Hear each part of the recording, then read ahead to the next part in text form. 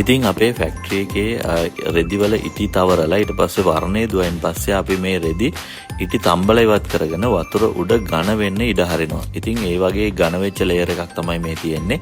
මේක යට පැත්තේ ඔයාලට පේනවා මේ වගේ රොඩු ගතියක් තියෙනවා. මේ තියෙන්නේ අපි යොදපු සේදුම් ද්‍රව්‍ය වගේ දේවල්.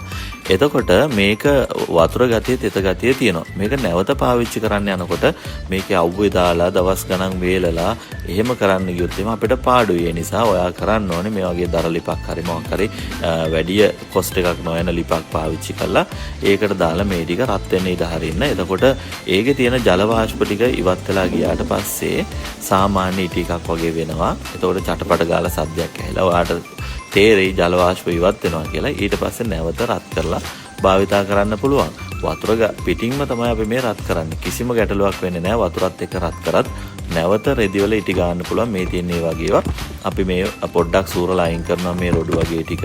මෙන්න මේ විදිහට සූරලා අයින් කර ගන්නවා. මේ තරම ඇති හොඳටම. ඊට පස්සේ මේක රත් වෙන්න තියෙනවා. එතකොට රත් වෙනකොට ඉටි ටික රත් වෙලා යනවා.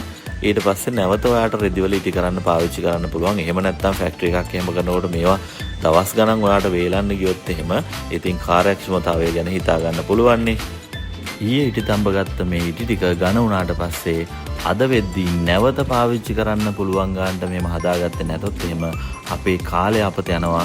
ඒ වගේම වට ලොකු ඉටි ස්ටොක් එකක් තියාගන්න වෙනවා. ඒ කිසිම ප්‍රශ්නයක් නැතුව ඔන්න ෆැක්ටරි එකක් කරන අපි හරියටම වාට කියලා දෙන්නම් කොහොමද මේක කරන්න කියලා.